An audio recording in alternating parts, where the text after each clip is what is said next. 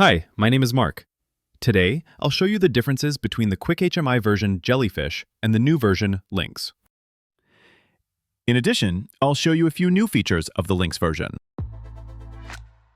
To assign variables or values to controls, in the Jellyfish version, you selected the element and then selected the relevant property on the right side of the editor. A window opened.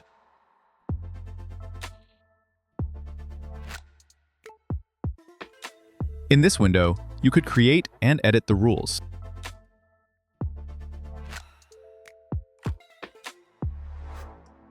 Depending on which area or element you have selected, the content of the window in the lower right corner has changed accordingly.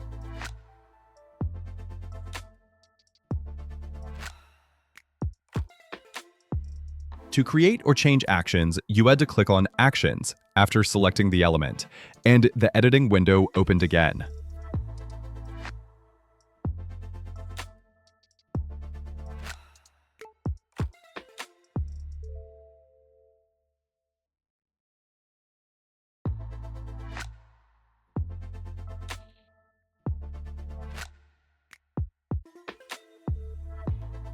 Now let me show you how it all works in the new version of QuickHMI Lynx. When you select an element, you can see its properties in the lower section of the editor. The size and clarity of this section have been adjusted.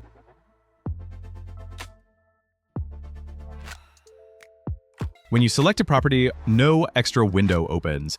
Instead, you can edit the rules directly to the right of the property. Our goal was to make the area of rules and events clearer and easier to use.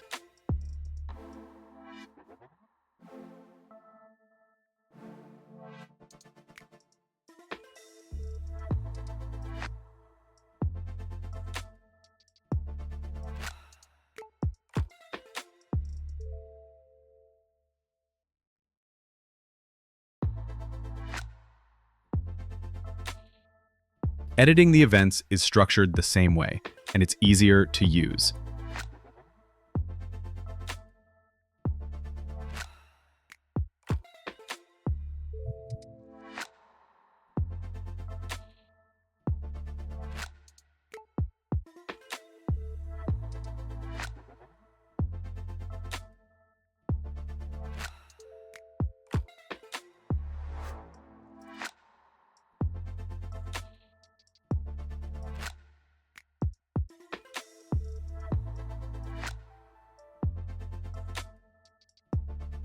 And now, a few exciting, brand new features of the latest QuickHMI version, Lynx. QuickHMI Lynx now offers the possibility to retrieve live data from connected data sources directly in development mode. As soon as you activate the live data mode, the runtime will start in the background, and the created variables will be retrieved from the data sources. The live values will then be displayed on the variable screen. When you open a project where live data is enabled, the runtime starts automatically in the background right after opening, and the live data is displayed on the variable screen.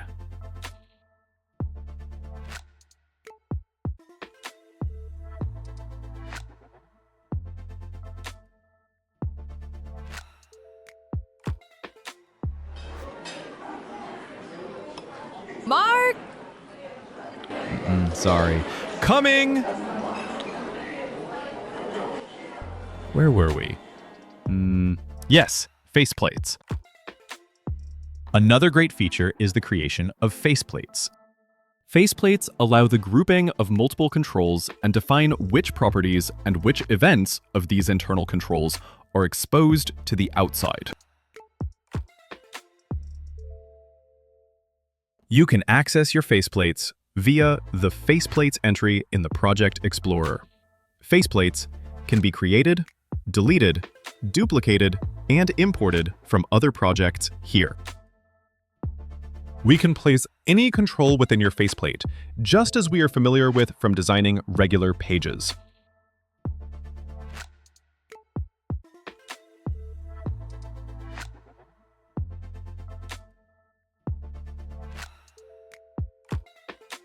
To access individual properties of internal control elements from outside, these must be defined in the Properties tab of the faceplate inspector.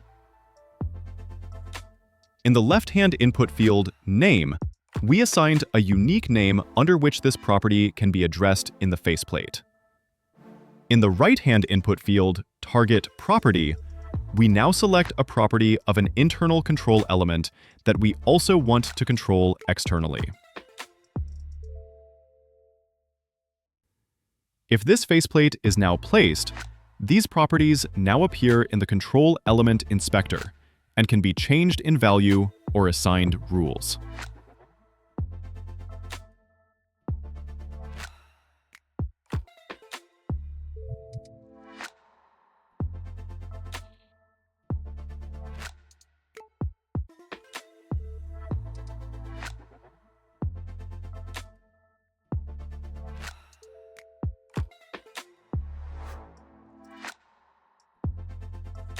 The same applies to events.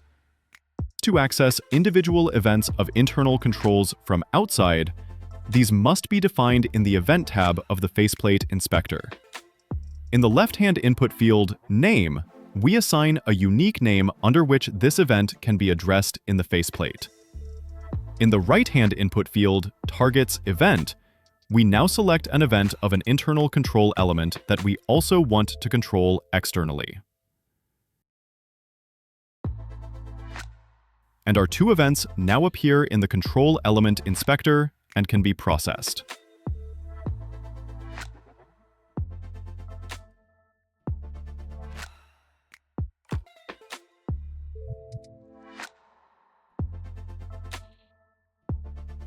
You can use placeholders in property values, rules, and events.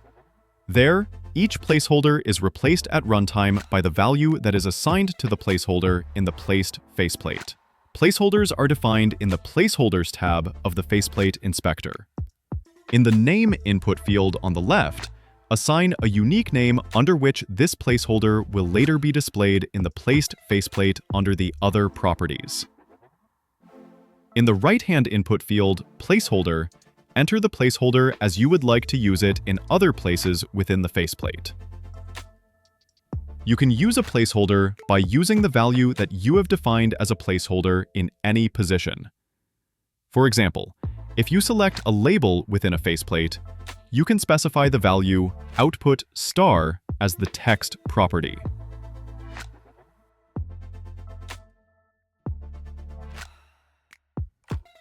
As you have previously defined the placeholder star with the name output, this placeholder is now available to you as a property of the placed faceplate. Let's have a look at the result with interlinked rules and events.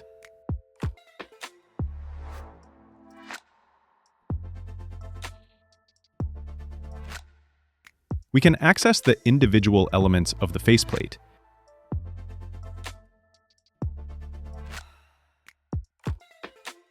And our placeholder has also been filled.